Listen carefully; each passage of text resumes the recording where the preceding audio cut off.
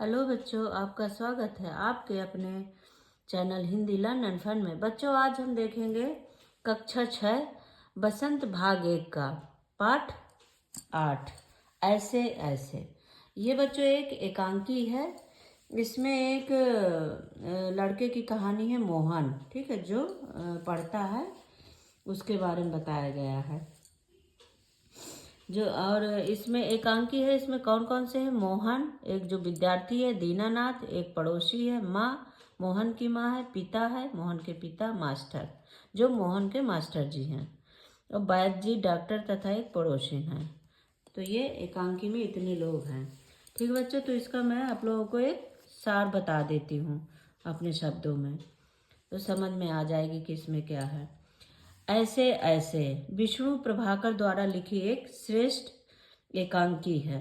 ठीक है, इसमें उन्होंने मोहन नामक एक ऐसे लड़के के बारे में बताया है जो स्कूल में काम नहीं करता है।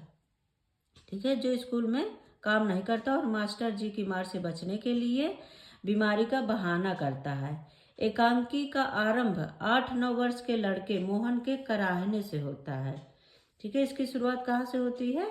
मोहन कराहता है, मतलब वो बहाना बनाता है कि उसको स्कूल नहीं जाना है। वह तीसरी कक्षा में पढ़ता है। वह बार बार अपने पेट में ऐसे ऐसे होने की बात कहता है। उसकी माँ और पिताजी उसकी बीमारी से डर जाते हैं। मोहन के पिता उसकी माँ को बताता है कि कुछ समय पहले तक वह ठीक ठाक था। थोड़ी देर पहले से ही वह पेट में ऐसे ऐसे होने की बात कह रहा है। जैसे उसका स्कूल का टाइम हुआ, वो अपना ऐसे ऐसे उसका पेट दर्द होने लगा। उसकी माँ और पिता उसकी हालत को देखकर घबरा जाते हैं। मोहन बीच बीच में कराह कर माँ माँ कहता रहता है। ठीक है, कौन? मोहन। मोहन के पिताजी डॉक्टर को फोन करके बुलाते हैं। उसके पड़ोसी दीनानाथ जी वैद्य को बुला लाते हैं।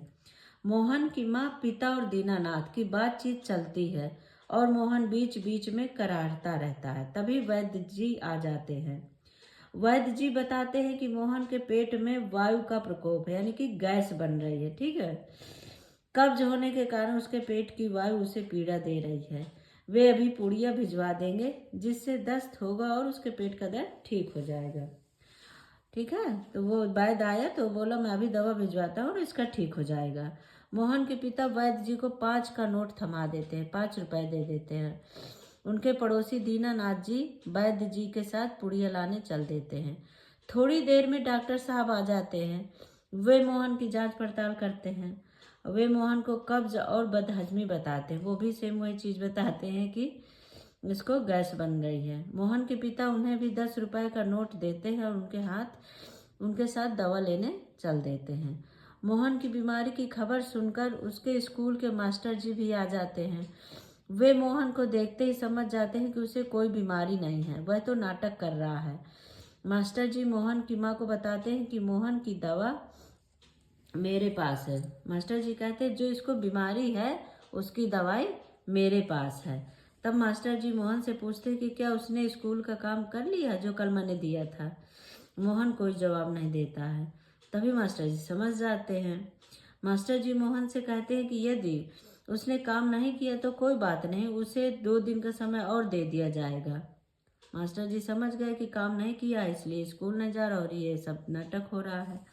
अब उसे उठकर सवाल करना शुरू कर देना चाहिए। मोहन उसी समय उठ खड़ा होता है। मोहन की माँ हैरान होकर देखती है। तभी दीनानाथ और मोहन के पिता वैद्य और डॉक्टर साहब की दवाई लेकर आ जाते हैं। वे भी मोहन को ठीक ठाक देखकर हैरान रह जाते हैं। स्कूल की मार से बचने के लिए मोहन ने इस नाटक किया था।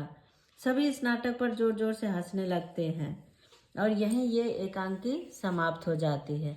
ठीक है बच्चों, तो ये ऐसे ऐसे विष्णु प्रभाकर द्वारा लिखी एकांकी है।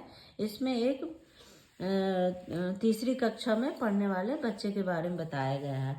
ठीक है बच्चों, जो न समझ में आया हो आप कमेंट करके पूछ सकते हैं। Thank you.